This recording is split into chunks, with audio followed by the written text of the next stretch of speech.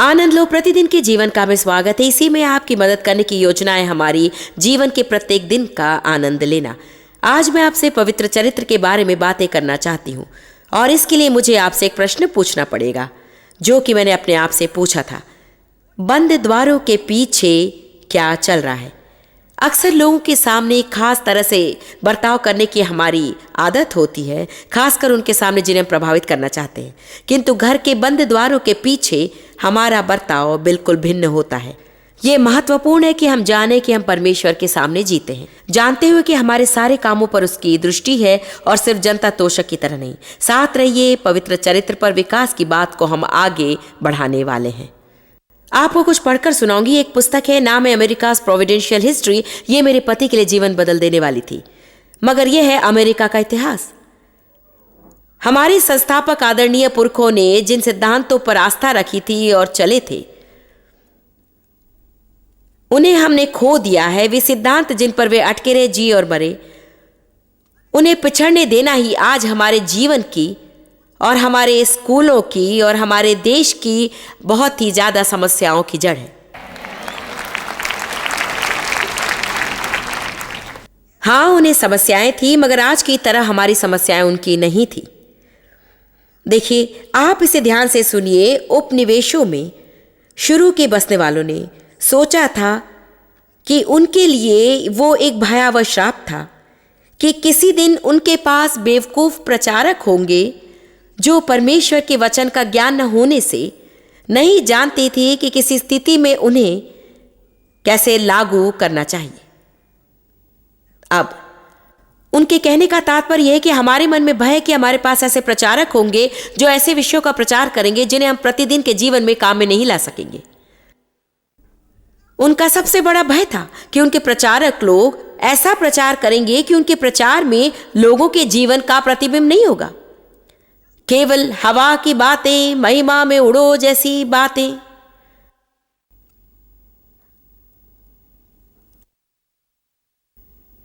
उनके चिंतन में अंधेरे युगों में धार्मिक और नागरिक तानाशाही का प्राथमिक कारण यही था, क्योंकि प्रचारक ऐसे प्रचार से दूर हो गए थे जिससे लोगों के दैनिक जीवन प्रभावित होते थे। अब देखिए, समय को पहचानना आपके लिए बड़ी बात होगी, रोबदार बात होगी, हर एक को जानकारी मिली चाहिए। मगर आप यदि अपना दैनिक जीवन जैसा जीना चाहिए जिएंगे तो जब भी वो लौट कर आएगा आप तैयार मिलेंगे। मैं ये नहीं कह रही हूं, मुझे ऐसी कोई चिट्ठी नहीं चाहिए जिसके मैं विरुद्ध हूं, ये बात नहीं। ये तो बड़ी बात है, बहुत ही दिलचस्प है, हमें सीखना चाहिए, जानकारी मिलनी चाहिए, हमें जानना चाहिए। किंतु आपको जानना चाहिए कि अपने पड़ोसी से कैसे निभाएंगे, अपने उस बच्चे से कैसे निभाएंगे जो आपका भेजा चाट जाता है। आपको जानना चाहिए कि विवाह कैसे सुरक्षित रहे। आपको जानना चाहिए कि अपने पैसे के साथ क्या करना चाहिए कि जीवन में 4 बार दिवाला ना निकल जाए। Come on now. आपको जानना चाहिए कि सही चुनाव कैसे करना चाहिए, जबकि आपका हर जानकार सही चुनाव नहीं करेगा। बाहर जाकर वोट देना आपको जानना चाहिए, आपको प्रार्थना करना जाना चाहिए, सही दोस्त चुनना आपको जानना चाहिए। देखिए, सुनिए, हमें लोगों को बहुत कुछ बताना है, क्योंकि यीशु हमें भेड़ कहता है और भेड़ मूर्ख होती है।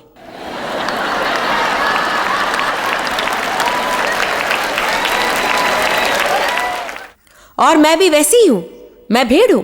मैं किसी का अपमान नहीं कर रही हूं, मगर एक बात जानते हैं, आपके प्रचारकों को आपसे इतना प्रेम रखना चाहिए कि आपके मुंह पर बोले और आपके काम से काम रखें। उन्हें आपसे कहना चाहिए कि टेलीविजन पर क्या ना देखें, उन्हें बताना चाहिए कि आप कैसे कपड़े पहने, आपका बर्ताव कैसा हो, यह भी बताना चाहिए, दोस्त किसे बनाना चाहिए, और लोग उन्हें यदि पर्याप्त प्रेम हो तो आपको ये सब बताएंगे। मैं किसी दिन परमेश्वर के सामने खड़ी होंगी और उनका लेखा बताऊंगी जिन्हें उसने मेरे हाथों में सौंपा है।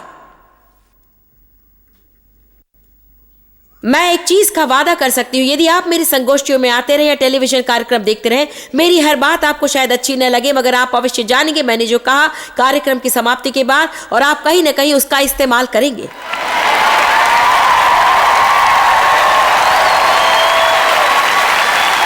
आमीन।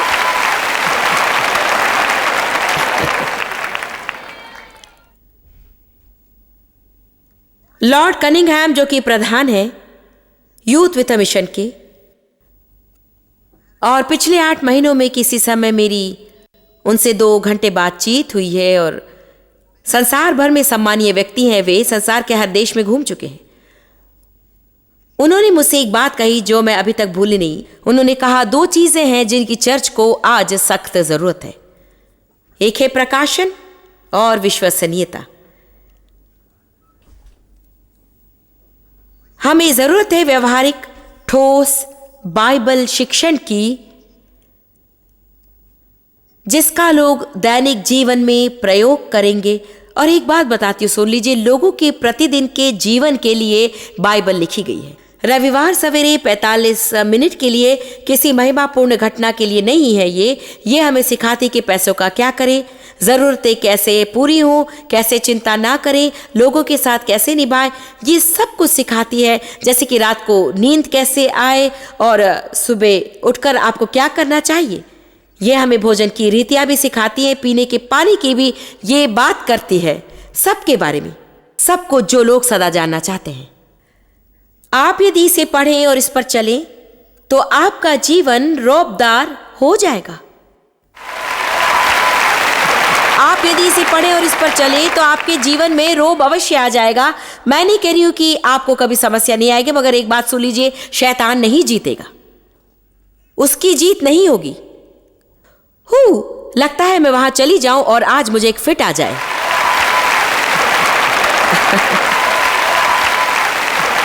मुझे लगता है कि कुछ लोगों को पकड़कर झकझोर दूं और कहूं कि कृपया इसे समझ लीजिए। यह संभव नहीं कि आप पवित्र हो और लोकप्रिय भी।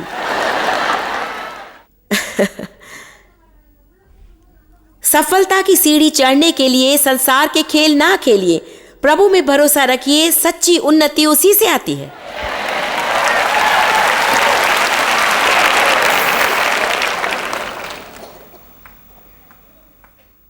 कि वो मुझे जानता और समझता है, व्यक्तिगत और व्यवहारिक रूप से विवेचन करे और मेरे चरित्र को पहचाने कि मैं यहोवा हूं जो प्रेम और करुणा के काम करता है। ये बहुत प्यारा, ये नहीं कहता कि वो जानता है, वो करता है। हमें करने की जरूरत है, हमें आदत होनी चाहिए करने की जिसे हम करना जानते हैं। और यही युद्ध सदा छिड़ा है शरीर और आत्मा के बीच। भीतर हम जानते हैं कि सही क्या है, मगर शरीर गलत काम के लिए दबाव डालता है और एकमात्र हम ही निर्णय ले सकते हैं कि हम वोट किसे देंगे। क्या हम शरीर के कहने पर चलेंगे और घड़ी भर की राहत से खुश हो लेंगे, हो मैं खुश हूं, और फिर उसके बाद भीतर परेशानी में तड़पेंगे और रात को दोषी विवेक के साथ सोएंगे और हृदय के भीतर हुक सी उठेगी क्योंकि हमने समझौता कर लिया था। हम जानते हैं कि हम प्रभु में बने ना रहे, या हम शरीर को थोड़ा सा कष्ट उठाने देंगे थोड़े दिनों के लिए, ताकि हम भीतर चरम सुख और अनंत महिमा का अनुभव कर सके। तो हमारे चलने की दिशा किस ओर होगी। पद 25, देखो यहोवा की वाणी है कि ऐसे दिन आने वाले जब मैं उन सबको दंड दूंगा जिनका बाहरी शरीर से तो खतना हुआ है। वाव! मगर भीतर की शुद्धता में अब भी खतना रहित है। वह कितनी गहरी बात है। पुरानी वाचा के अनुसार उनका शरीर में खतना हुआ था, मगर उन दिनों वो एक रजामंदी की निशानी थी खतने का जीवन जीने की। वो तो भीतरी निर्णय की बाहरी निशानी थी, परंतु उसका एक ऐसे क्षेत्र में प्रवेश हुआ जहां लोग पुराने नियम में पुरानी वाचा की नियमावलियों के अनुसार चलने में व्यस्त रहे। उनके सिर पर धर्मशास्त्र थे, बाहों पर धर्मशास्त्र पहने थे, आम जगहों पर ऊंचे स्वर में प्रार्थना करते, दशमांश पत्तों पर दिया, कोष पर और हर जगह पर, अर्थात हर जगह छाए हुए। आइए देखते हैं 23 मत्ती, जरा इन्हें देख लेते हैं। एक बात जानते हैं, मेरे ख्याल से आज दुनिया में बनावटीपन से ज्यादा लोगों को परेशान करने वाली और कोई चीज नहीं।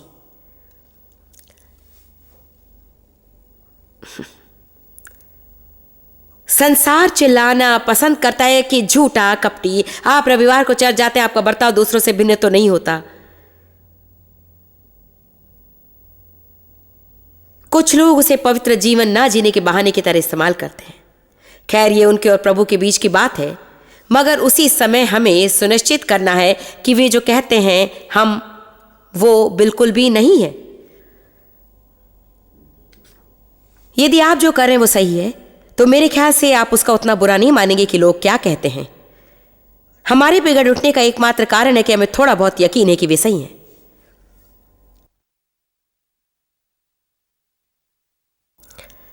आइए जरा 1 मिनट के लिए मत्ती 23 के पास हो लें। पद 1, तब यीशु ने भीड़ से और अपने चेलों से कहा, शास्त्री और फरीसी मूसा की गद्दी पर बैठे, इसलिए तुमसे जो कुछ कहे वो करना और मानना, परंतु उनके से काम मत करना, क्योंकि वे कहते तो हैं पर करते नहीं।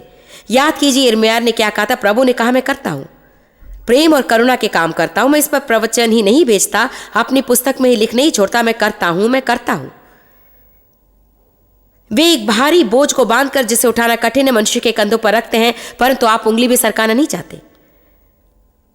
वे अपने सब काम लोगों को दिखाने के लिए करते हैं। और आगे कहते हैं कि लोग कैसे धर्मशास्त्र पहनते और ये करते हैं और वो करते हैं। जेवनाहों में मुख्य मुख्य जगह है, सभा में मुख्य मुख्य आसन ही उनके लिए प्रिय हैं।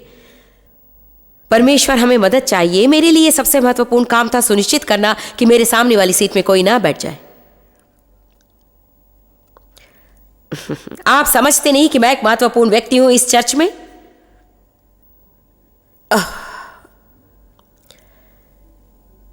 किंतु मैं तो दुष्टात्माओं को निकालने की सामर्थ के भरोसे थी। क्या आज यहां कोई जाग रहा है? मैं मजाक नहीं कर रही हूं। अब मैं पीछे मुड़कर देखती हूं, सबको ऐसा करने में समर्थ होना चाहिए। हम सबको पीछे देखना चाहिए कि हम कहां से आए और आगे। ओह यक।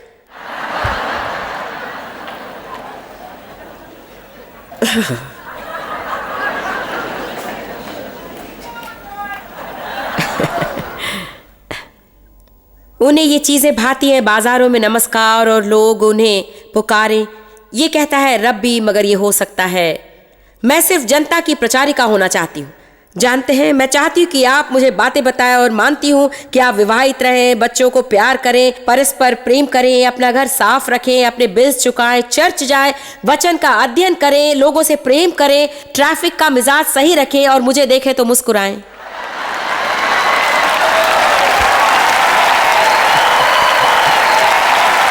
ये कठिन नहीं है, हम कठिन बना रहे हैं और ये कठिन नहीं है।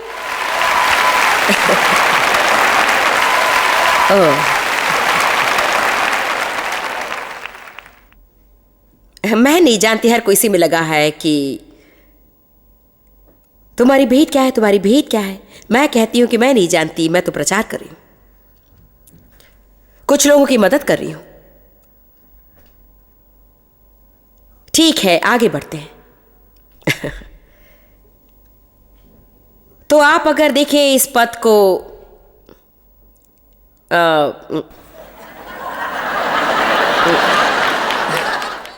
मैंने आज कॉन्टेक्ट लेंस भी नहीं लगा रखी है।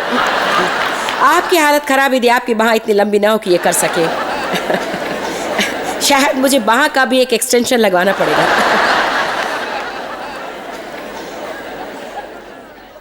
ठीक है, पद 25 अध्याय 23। चलिए मत्ती 23 को देखते हैं। तुम पर हाय शास्त्री और फरीसियों, मैं नहीं जानती हाय क्या, मगर मुझे तो नहीं चाहिए। हे बहानेबाज और कपटियों, तुम पुदीने और सौंफ और जीरे का 10वां अंश देते हो, परंतु तुमने व्यवस्था की गंभीर बातों को अर्थात न्याय और दया और विश्वास को छोड़ दिया है। चाहिए या कि उन्हें भी करते रहते और उन्हें भी ना छोड़ते। तो वो कह रहा है कि वो सब करो, दशमांश दो, नियम पर चलो, उन बाहरी खतनों के कामों में इतना ना उलझो कि इन दिखावों को अहमियत देनी पड़े लोगों को प्रभावित करने के लिए, जबकि भीतर नियत अशुद्ध हो, विचार अशुद्ध हो, बुरी मनोदशा हो और मन अशुद्ध हो, बुरा मनोभाव हो। सही है ना? हे अंधे अगुओं, मच्छर को तो छान डालते हो मगर ऊंट को निगल जाते हो। पद 25, हे शास्त्रियों और फरीसियों, बहानेबाजों और कपटियों, तुम पर हाय, तुम कटोरे और थाली को ऊपर ऊपर से तो मांजते हो, परंतु वे भीतर अंधेर असंयम से भरे हुए हैं। पद 26, हे अंधे फरीसी, पहले कटोरे और थाली को भीतर से मांज कि वे बाहर से भी स्वच्छ हो। देखिए, हम हर सप्ताह चर्च जा सकते हैं, मगर घर में बंद द्वारों के भीतर क्या चल रहा है?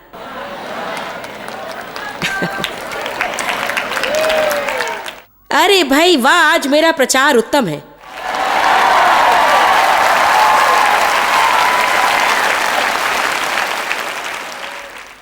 काश कि आप में से प्रत्येक घर जाकर बेहतर चुनाव करना शुरू करता। काश कि मैं घर जाकर बेहतर चुनाव करना शुरू करती। जब आपको कोई क्रोधित करे, बस क्षमा कर दीजिए। यदि आपके पति मोजे और जांघिया फर्श पर फेंक कर चल दे, तो जीवन में बस एक बार बदलाव के लिए बाइबल का कहा कीजिए, प्रेम पापों को ढांपता है। उन्हें उठा लीजिए और अपना मुंह बस बंद कर दीजिए।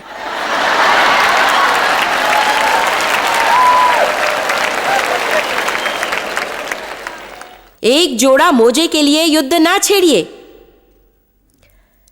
हमें सदा उनसे कहना पड़ेगा, मैंने फिर आपके मोजे उठा लिए, आपने उन्हें फिर फर्श पर छोड़ दिए थे, आपने फिर अलमारी की बत्ती नहीं बुझाई।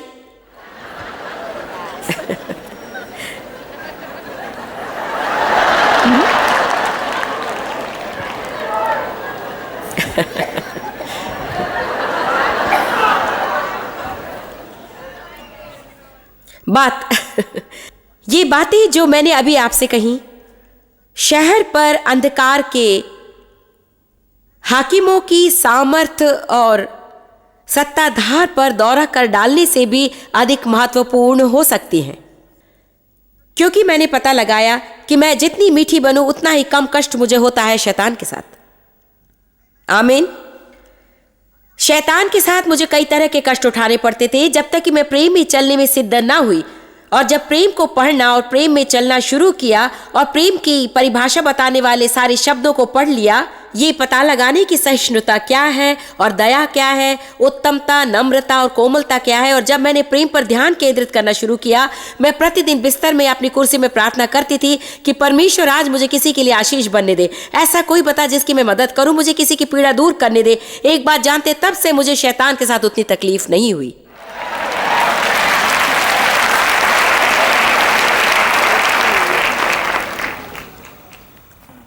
आप लोग समझ रहे हैं ना?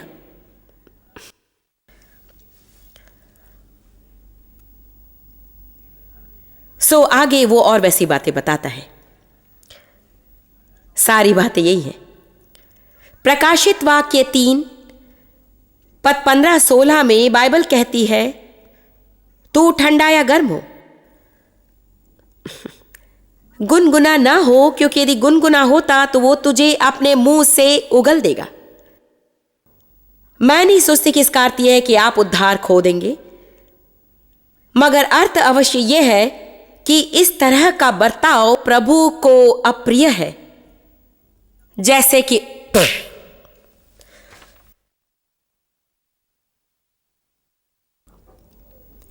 हालेलुया।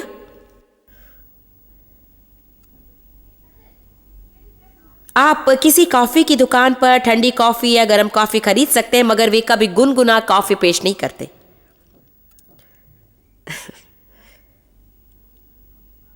आप लोगों को यहां पहला स्थान।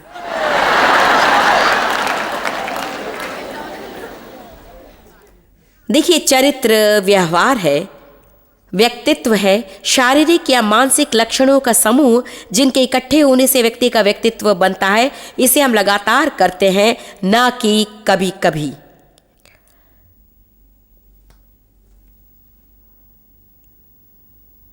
आप कहते हैं, अरे मैंने सैली को उस दिन देखा, और किसी ने कहा, ओ बात मानो सैली बहुत ही सहनशील है।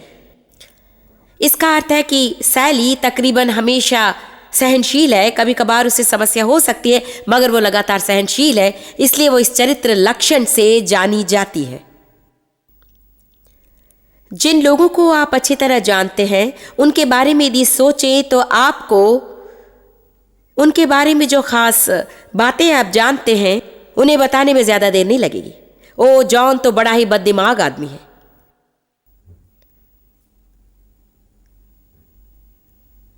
देखिए, वो शारोन है ना, बनावटी नाम मैं बता रही हूं, वास्तविक नाम नहीं। देखिए, वो शहरों ने वो किसी के लिए कुछ भी नहीं करती। एक बात बताती हूँ, स्त्री सदा सब कुछ दे देती है। जब भी उसे देखो लोगों को कुछ ना कुछ देती रहती है। आप ये ना कह बैठे कि उसके कपड़े सुंदर है, वरना वो भी आपको दे देगी। कम ऑन, आप मेरा तात्पर्य समझ रहे होंगे। आप लोग कैसे जाने जाना चाहते हैं? लोग आपके बारे में प्राइवेट में क्या कहें? उस जेन के साथ निभाना तो बहुत मुश्किल है, सदा उसके चारों ओर सजग रहना पड़ेगा। कम ऑन, मैं चाहती हूं कि लोग कहें कि वाह, जॉयस बहुत स्थिर है, जॉयस ठोस है, जॉयस सदा एक जैसी है। वो जो प्रचार करती है वही बंद द्वारों के पीछे करती है। मैंने उसे प्राइवेट में देखा है, बाहर शॉपिंग करते हुए देखा है। मेरी बात मानो, वो सदा वही है। मैं चाहती हूं कि लोग कहें वो जॉयस मेयर झूठी बिल्कुल नहीं है। हर चीज जो कि त्यो बता देती है। वो जो सिखाती है वो आपके प्रतिदिन के जीवन में काम आएगा। आमीन। सही बात है ना? आइए देखते हैं मत्ती अध्याय 21 पद 18। उसे भूख लगी और अंजीर का पेड़ सड़क के किनारे देखकर वो उसके पास गया और पत्तों को छोड़ उसमें और कुछ न पाकर, देखकर कि अंजीर के पेड़ पर फल और पत्ते एक ही साथ निकलते हैं, उसने उससे कहा, अब से तुझ में फिर कभी फल ना लगे। और अंजीर का पेड़ तुरंत सूख गया। किंग जेम्स संस्करण कहता, उसने पेड़ को श्राप दिया। ये देखकर चेलों ने अचंभा किया और कहा, यह अंजीर का पेड़ क्यों कर तुरंत सूख गया? मैं आपको सच बताती हूं, मुझे उस अंजीर के पेड़ पर दया आती है। मैं सालों साल और सालों तक समझी नहीं, क्योंकि यहां पर यीशु चला जा रहा है और उसे भूख लगी और इस पेड़ को देखा, इस पर पत्ते हैं मगर फल नहीं, और वो श्राप देता है। श्राप देता हूं, मर जा और सूख जा, और फिर वो आगे बढ़ता है। हां, उस पेड़ ने क्या गलती की? वो सिर्फ वहां खड़ा था। और यहां मैं सोच रही हूं, ये पेड़ की गलती नहीं यदि उसमें फल नहीं लगते।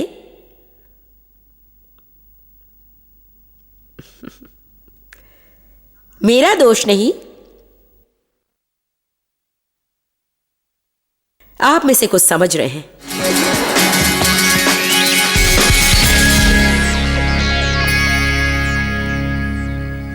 हमारा चरित्र बहुत ही महत्वपूर्ण है।